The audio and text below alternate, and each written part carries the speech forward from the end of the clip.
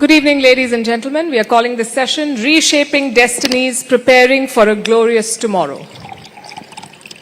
A lot of people say your destiny is in your hand, but increasingly it looks tough. It depends on a lot of factors that you cannot control, like which side of the bed did Donald Trump get up from, how fast is climate change coming for us, how soon are the wars in Europe and West Asia ending. So there's a fair bit of uncertainty, and the question is, how will India navigate this? To get some answers, we have with us a very special guest, Union Commerce Minister, Shri Piyush Goyal ji. Piyush ji, good evening. Welcome to Rising Bharat. It's Wednesday. Trump tariffs have kicked in. Markets are volatile. Recession fears loom. What is India's strategy, sir? Thank you, Palki. Thank you, Palki. I think we've all seen the way Prime Minister Modi has deftly managed the entire situation. He was very cognizant of the impending possibilities. He was first off the block in building back his old friendship and relationship with President Trump. They both jointly declared that the US and India are trusted partners, and we will work towards a bilateral trade agreement by fall of 2025 to ensure that our relationship, our friendship, and our ongoing partnership, not only in trade, but in so many areas, geopolitical, defense, we have a very strategic relationship with the US. And I think it's only got reinforced since President Trump has come in. I think our strategy is very clear. We are engaged with the US. Incidentally, we are right up front in the queue because we started early. Prime Minister Modi had the foresight to recognize the crisis, and as is his wont, we have seen it in history over the last 11 years, every crisis has been converted into an opportunity for India. We hope this one is true, and you've been at the forefront of the conversations, and you've engaged with the Americans and your counterparts in Washington, D.C. What have they told you? What is their primary concern? Is it the trade surplus, or is it the high tariffs? What do they want to fix? I think we must recognize that this problem that the US is facing is not particularly directed towards India.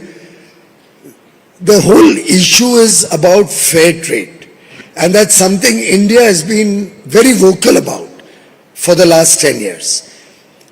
I recently shared with an audience that we have to go to the root of the issue. The genesis of this problem emanates from the entry of China into the WTO about 30 years ago, when they approached the WTO and then they were admitted as a full-time member with all the privileges of most favored nation status, which means, in common words, that we cannot have differential tariffs for different nations. And therefore, whatever is the tariff one country imposes on country A has to be the same from country A to Z, unless we have a bilateral trade agreement or a free trade agreement. Now, I think we have suffered over the years tremendously. I don't know what agreement Congress party signed with the Communist Party of China during the UPA government, but post that, we saw the trade deficit with China grow by leaps and bounds. And India and Indian manufacturers, Indian industry, Indian trade suffered massively. Similarly, the US has suffered massive trade deficits because of the non-market economy that is China, because of their predatory pricing or unfair trade practices. And I think the United States is trying to reset the rules of the game. And in some sense, it's a good omen for India because it opens up huge opportunities. I've just come in, Palki, to your program straight from an interaction with all the sectoral export promotion councils. And I must tell you, save and except one or two, everybody is very excited. They see good potential going forward. They are supporting our engagement with the US, and together they and us will convert this into a great business opportunity. Right, fair point. And I did see that comment about China's unfair economic rise earlier. By that logic, Trump is taking the fight to China. But in the last decade then, our trade deficit with China has crossed $100 billion. So what are we doing to fix the imbalance? Incidentally, the exponential growth that happened in the UPA time was about 25x. So a small trade deficit from $1 billion, $1.5 billion increased to almost $35 odd billion.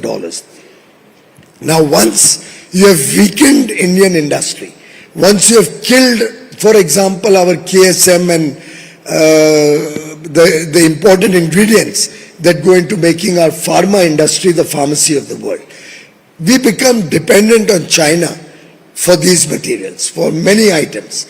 And then it takes a long time to get all of that back reshored into India.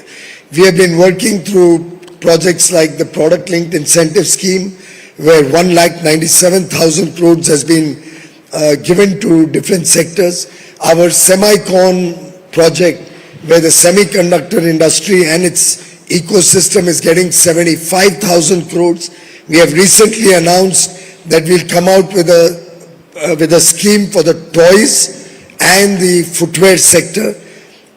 2 days back, the cabinet decision was announced, I think probably on Friday last week, 3 days back, that we are going to offer 22,000 crores for the electronics component manufacturers to support them to manufacture high quality inputs in India. So it's a continuous process to promote manufacturing, to get industry in India to replace a lot of goods which have become a part of our supply chains. And wherever we see dumping or predatory pricing from products coming in from China, the government acts proactively. We have the Director General of Trade Remedies acting on any request that sector's industry puts up to us. We have the Industry Ministry working with the different sectors to protect any irrational pricing.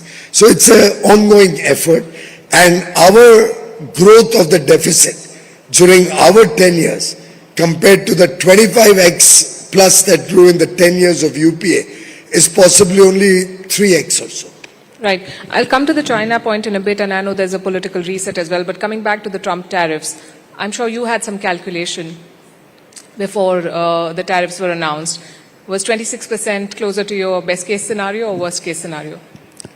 I think the tariffs have been determined based on a formula, which is the trade deficit that the US has with a particular country divided by the total imports into the US from that country. What do you make of that formula, though? You're a chartered accountant yourself. I would not like to comment on a formula that's used by the United States. Basis that formula, they've come up with different tariffs for different countries. We believe that India was not one of those countries which really needed to have tariffs on them, because we were already in engagement for a bilateral trade deal. But I think the US has not differentiated. For every country, they've come out with a number. But we are in constant engagement, and I think we'll be working with them to take off these additional tariffs in the days to come. And India has a better deal than some of our other players in the region. And we are much faster off the block compared to the others. But I think the strategy at the moment focuses on the trade deal that we're working towards. If for some reason it does not happen by the end of this year, what is the plan B, or is plan B to make plan A work? Well, I think this is another area where I'd like to quote from your past experience. Look at COVID. The challenges were many. Solutions were experimented with very often. If you recall, the oxygen was a big crisis. We had only 900 metric tons of medical oxygen being produced a day. We needed 10 times that amount. But Prime Minister Modi, through deft handling of the entire ecosystem that could produce oxygen, actually achieved not only the production of medical oxygen grow to 10 or 11,000 tons a day, but the bigger problem of logistics, of moving this large quantity, was also resolved. We had to send empty containers, ISO containers by Air Force planes to save time and move the finished or filled up containers through railway. And we did that literally on real-time overnight basis. Like that, I can recount 50 examples during COVID. There's always plan A, plan B, plan C, but we succeed in whatever we take up. We will succeed here. Look at the Ukraine-Russia war. Many people criticize Prime Minister Modi that why are you not taking sides one way or the other. But look at the situation today. The world is recognizing and respecting Prime Minister Modi's astute handling of the war between Ukraine and Russia. It's very interesting. We never took sides. Yeah. We balanced our relationship. We worked towards diplomacy and dialogue leading to peace. And the whole world realizes today that that was the right path and the only way this crisis could be resolved. And I would add to that, there was the crisis of oil, oil imports, crude oil imports into the country. Now just imagine, Palki, and you understand economics a little bit. I see your Vantage program quite often.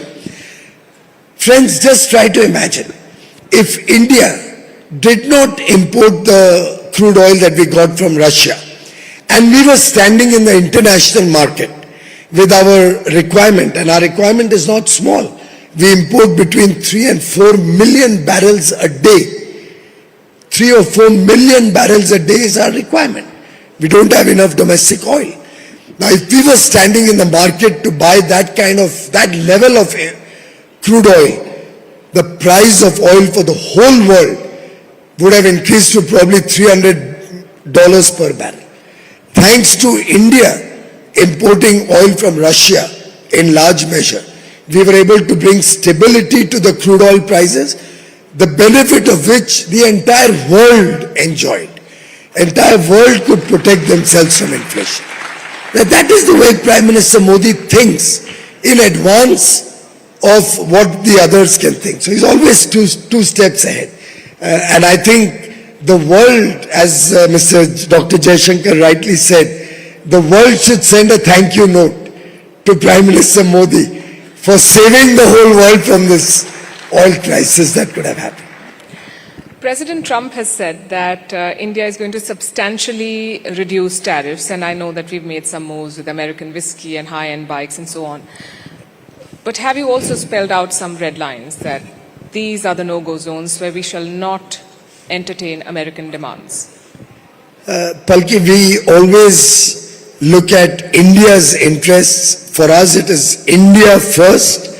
Our goal of making India a developed and prosperous nation by 2047 is paramount in our mind when we are engaged with any country. The US, the EU, UK, New Zealand, Chile, Peru, Oman. We are working on several free trade agreements bilaterally with developed nations with whom we have no competition but who can add to our economic prosperity. And in each of them, India's interests are paramount. So obviously, we take care of what India needs and what is good for India. But every trade deal is a win-win for both sides. And it involves negotiations. We never negotiate on the platform of a news channel. Negotiations are behind closed doors. And there's a lot of give and take that happens. But the final outcome will always be in India's interests. That assurance I can give to all Indian countrymen. And the proof of the story lies in the past. Yeah. We did an FTA with Mauritius. We did an FTA with Australia. We did the ECTA agreement, Economic Cooperation and Trade Agreement. We did an FTA with the UAE, the world's fastest ever negotiated FTA. We did an FTA with the 4 EFTA countries, Switzerland, Iceland, Norway, and Liechtenstein. All of these agreements with extensive stakeholder consultations. Even News18 could not find any fault with those free trade agreements. So our free trade agreements under the Modi government, guided by Prime Minister Modi's principles of India first are always in the best interests of India and 140 crore Indians. Piyush, have you heard the Gen Z term truth bombs? It's what you dropped a few days back about Indian startups. Why did you choose to drop the truth bomb and why now? First of all, let me tell you, it was not a truth bomb. It was an appeal to India's talent. And we have huge talent in India. We are the people who provide talent to the world. Our skills, our STEM graduates. And by the way, we produce the highest number of STEM graduates in India, 43% of whom are women. STEM is science, technology, engineering and mathematics. 43% of our STEM graduates are women. Our talent has huge potential. They've done some wonderful work over the last 9 years since Prime Minister Modi launched Startup India. We've grown from 400 startups to nearly 170,000 plus startups. There's always a moment in history when you now look for the next level of growth. You aspire for bigger and better. And that needs a little bit of jogging of the true potential of India. And I was only trying to show the mirror to our young men and women, show them the huge potential that India has, that each one of our youngsters has, and encourage them to dream big, to aspire big. Because as Prime Minister Modi often says, unless we dream big, unless we look for very big targets, we will never achieve that. And I think that was the simple effort I tried to do. But I must share with you, by and large, I did an analysis of the entire social media, which was abuzz with the comments of the news channels. Yeah. And I found there was a very small ecosystem. Almost all the Congress handles, obviously they are the culprits, one would imagine. But I saw that I got my office to analyze all those news, all those handles on Twitter, on Insta, on Facebook who were critical of my comments. Save and except 3-4 people. Yeah. They were all a part of an ecosystem that has been bashing the Modi government on every single opportunity they got. I can share that report one day in public. It will be an eye-opener for all my young friends to see how the Congress party and its ecosystem doesn't wish to see our startups engage with modern technology, engage with the best in the world, have big aspirations, big targets. And on the other hand, even Aman Gupta of Shark Tank, I saw a lot of comments by very reputed founders, very reputed startup companies, welcoming the call to action for our youngsters to aspire to achieve big targets. You remember Chandrayaan? Yes. We didn't succeed the first time when we tried to do the lunar landing on the south pole of the moon. Prime Minister Modi was right there, encouraging the young scientists, encouraging the team, many women there, encouraging them, don't lose hope. I think it was Dr. Sivan at that time, encouraging them, we have to succeed. We will succeed as a nation. And lo and behold, second time around, we are the first country in the world to do the lunar landing at the South Pole. We need to encourage our scientists, we need to encourage our people. They have the potential. And that's what I tried to do. No, and I agree. It was a positive provocation, if I may, and it's important to have tough conversations to grow as a country. And new ideas, especially the ones in technologically advanced spaces, require a strong platform to build on. And that is also a challenge that we as a country need to overcome because that platform is typically provided by a government. I was looking at a report that said that we spend, 0.6% of our GDP on R&D, research and development. China spends 2.4%. The US spends more than 3%. Would you say that successive governments have failed to create the right environment and launch pad for young entrepreneurs to really take off? It's the story of the water in this glass. It's half full and half empty. Of course. A number of initiatives have been taken. A number of initiatives are on the anvil. A number of initiatives are already on the table. Let me share 2 or 3 things. Our startups have done us proud with huge amount of good things that have come out. In fact, we had the Startup Mahakumbh at this very venue, Bharat Mandapam. Right. In my 11 years as a minister, I've never been to any program, all 3 days. But I came here all 3 days. It was so exciting. And the work that I saw here, the deep techs, the agri-techs, the edu-tech, some of the innovative fintech work. There was some fantastic work. What I saw encouraged me to think bigger. And I think it will encourage thousands. We had a footfall of 30,000 in Startup Mahakumbh first edition last year. We had estimated we'll have about 1 lakh of people coming this time. You know, we crossed 2,30,000. Fantastic. Almost 9.5x in the Startup Mahakumbh too. Out of the 3,000 exhibitors, 1,500 technology-based entrepreneurs. We gave them space free of charge, encouraging them to come here and showcase their technology products. We did a Mahariti, a challenge for the technology-oriented startups, where we gave 70 crores worth of grants. No equity, no loan, nothing, grants to all those who came up with good ideas. And I gave out some of those awards. You know, they were from places like Badaयूं, from Odisha, from Bihar, from Sikkim, from Guwahati, all over the country. Now we are coming out with Startup Fund of Funds second edition, another 10,000 crores. And I've asked SIDBI, Right, who monitors it, to promote more of the tech-based, deep tech-based, AI-based startups, take more grant-based funding or less equity. Allow the founders to enjoy the equity. If they do well, allow them to claw back their equity. We are coming out with a 1 lakh crore Anusandhan NRF, National Research Foundation, a fund of 1 lakh crores to promote research in a public-private academia partnership. And that 1 lakh can be equivalent to 10 lakh crores of funding for R&D, because our R&D is at 1/10 the cost of US or Switzerland. So, Yes. and there are many more initiatives. Time is up. Yes. But I can assure all the viewers of Network 18 and its channels across the length and breadth of the country, Modi ji's government is with all of you. Go for it. Innovate in India. The country stands behind you. Thank you. Thank you for the message and thank you for taking all the questions. Always a pleasure to talk to you.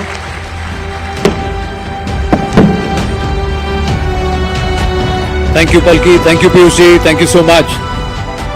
Thank you for making the time at your busy schedule. You're busy working out those important trade deals with multiple nations and multiple entities. Wish you all the best there. Thank you.